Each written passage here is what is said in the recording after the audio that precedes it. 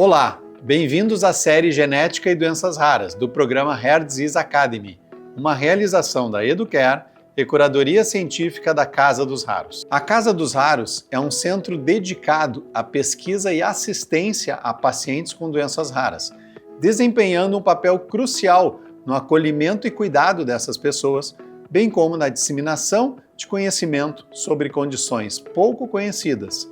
Essa missão encontra sinergia com a série Genética e Doenças Raras, realizada pela Educare, que busca ampliar a compreensão e conscientização sobre esses temas, por meio de conteúdos educativos e informativos. Juntos, essas iniciativas reforçam a importância da ciência, da educação e do suporte humanizado para melhorar a qualidade de vida dos pacientes e fomentar avanços no campo das doenças raras. Eu sou César Menezes, Head de Acesso ao Mercado e Novos Negócios da Educare, e para esse episódio dedicado IPSEM, CBP, colangite biliar primária, convidamos a doutora Maria Lúcia Cardoso Gomes Ferraz, professora associada de Gastroenterologia da Escola Paulista de Medicina, Unifesp, professora orientadora do curso de pós-graduação em Gastroenterologia da Unifesp e presidente do Instituto Brasileiro do Fígado, IBRAFIG. Seja bem-vinda, doutora Maria Lúcia. Olá a todos, eu gostaria de dizer que é um prazer muito grande estar aqui hoje, agradeço muito o honroso convite de estar conversando com vocês sobre a colangite biliar primária, uma doença considerada rara e que está dentro desta política de divulgação de doenças pouco comuns na população, mas que é muito importante que as pessoas conheçam e possam fazer diagnósticos cada vez mais precoces. Muito obrigada pelo convite. Dando início ao episódio de hoje, o que é a colangite biliar primária e como ela afeta o fígado? Colangite biliar primária é uma doença do fígado que acomete os canalículos biliares, que são aqueles canais que transportam a nossa bile, que é fabricada no fígado e tem que chegar até o nosso intestino para desenvolver as suas funções na nossa digestão. Então, a colangite biliar primária afeta esses canalículos biliares e vai causando uma inflamação nesses canalículos, o que leva a um mau funcionamento do escoamento da bile e a uma doença no próprio fígado que vai progredindo ao longo do tempo. É uma doença cuja origem nós não conhecemos exatamente, é considerada uma doença imunológica, onde existe uma base genética de indivíduos suscetíveis e que podem, através de gatilhos ambientais, desenvolver essa doença ao longo do tempo. A CBP acomete somente adultos ou também atinge crianças? Não, César, a colangite biliar primária não afeta a criança. É uma doença dos adultos e particularmente das mulheres. Essa doença tem uma ocorrência de 9 mulheres para cada homem. É uma doença, em geral, de faixas etárias mais avançadas. Ela começa a ocorrer, geralmente, após os 40 anos de idade. É uma doença de características pós-menopausa. Então, não é uma doença que afeta crianças e, de forma mais rara, pode acometer mulheres jovens, mas é uma doença mais de mulheres de faixa etária mais avançada. Existe uma causa conhecida ou fatores que podem aumentar o risco de desenvolver CBP? Ela é uma doença genética? Não é propriamente uma doença considerada genética. Existe uma base genética, mas não existe uma característica mutacional que vai definir quem vai ter colangite biliar primária ou não. Mas existe um certo background genético e pode haver, então, fatores ambientais que contribuem para a ocorrência da doença. Até hoje não se conseguiu definir claramente quais seriam esses fatores, mas existe a suspeita de que infecções urinárias de repetição, uso de antibióticos, poderiam eventualmente estar relacionados ao aparecimento da colangite biliar primária. Mas é uma doença ainda considerada, primeiro, rara, né? Ela é muito pouco frequente, e de base imunológica com algum componente genético e com alguns fatores desencadeantes. Muita coisa ainda não se conhece sobre a patogênese da colangite biliar primária. Doutora Maria Lúcia, qual a prevalência dos casos de CBP no Brasil e no mundo? E ela pode ser considerada uma doença rara?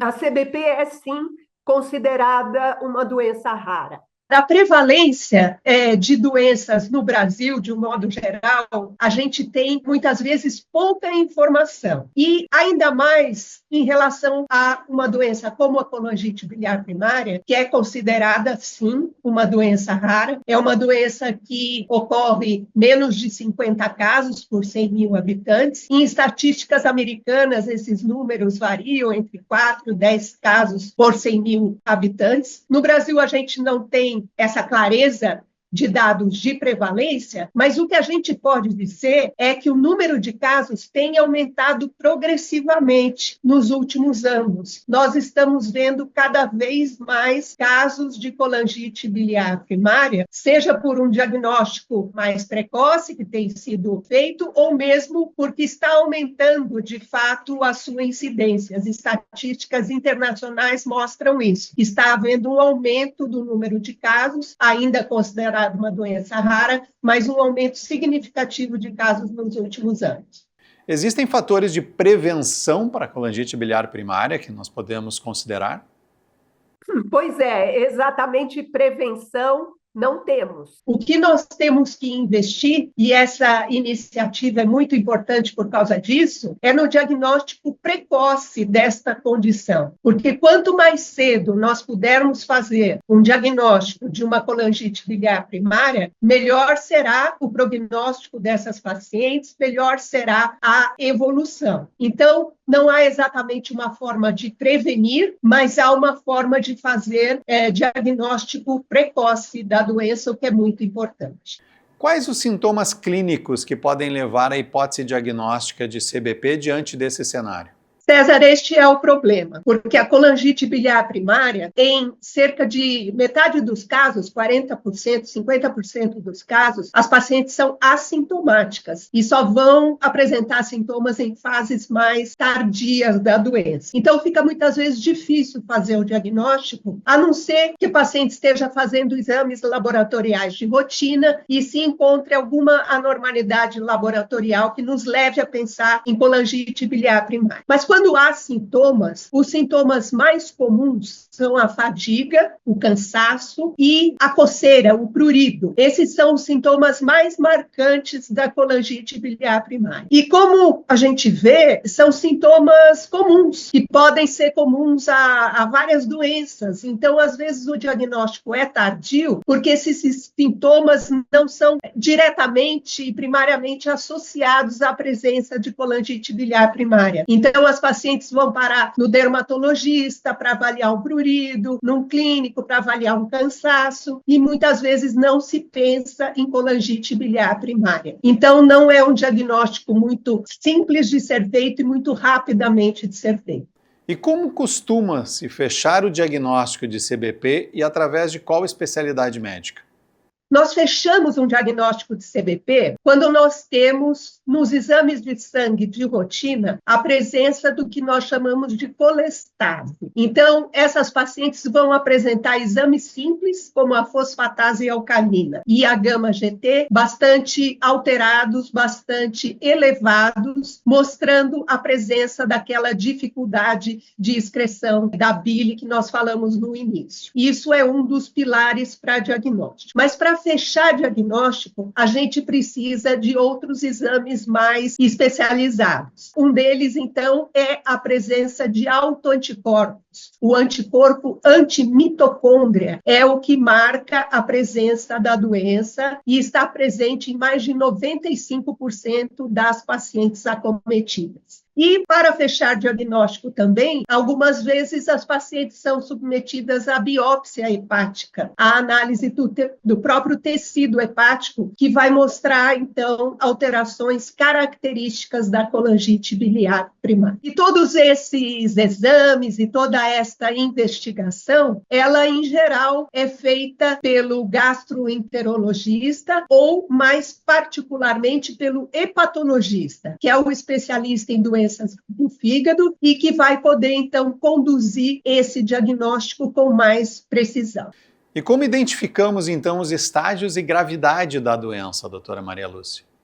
César, essa pergunta é muito importante porque as pacientes podem apresentar diferentes graus de evolução da doença, desde quadros mais leves até quadros mais avançados, porque essa é uma doença que progride ao longo do tempo e pode, inclusive, levar à cirrose hepática. É uma cirrose bastante diferente daquela produzida pelo álcool ou pelos vírus de hepatite, mas, enfim, é uma cirrose, ou seja, é uma fibrose importante que esse fígado vai desenvolvendo, e é importante que a gente saiba qual é o grau desta fibrose e o quanto ela está comprometendo as funções do fígado. Então, para isso, a gente faz um conjunto de testes para avaliação desse fígado, desde testes laboratoriais, que avaliam a função hepática, até testes de imagem, como o ultrassom, e hoje em dia um teste bastante importante para avaliar a progressão da fibrose desse fígado, que são os testes de elastografia hepática. Então, com o conjunto destes testes, feitos de tempos em tempos,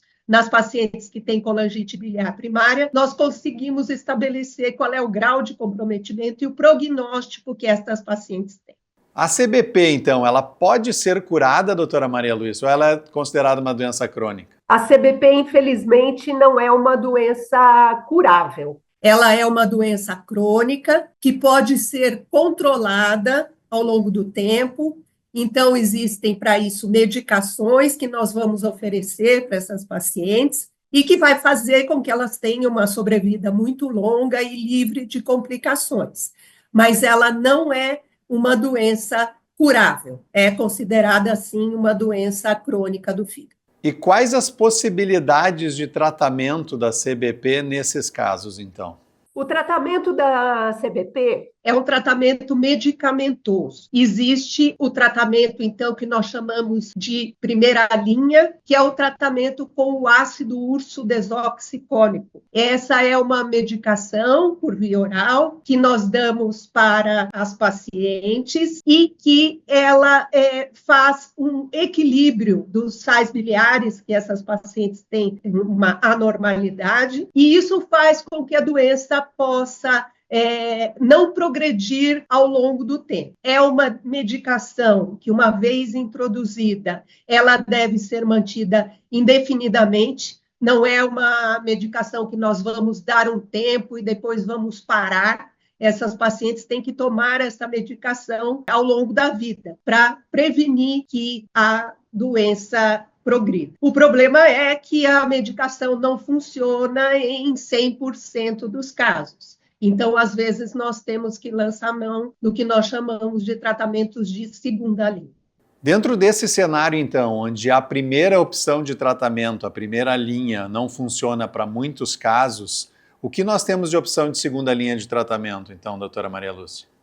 Até o momento, nós temos muita dificuldade no Brasil de oferecer tratamento de segunda linha para CBP. Existe o uso dos fibratos, mas esse uso não é aprovado para pacientes com colangite biliar primária.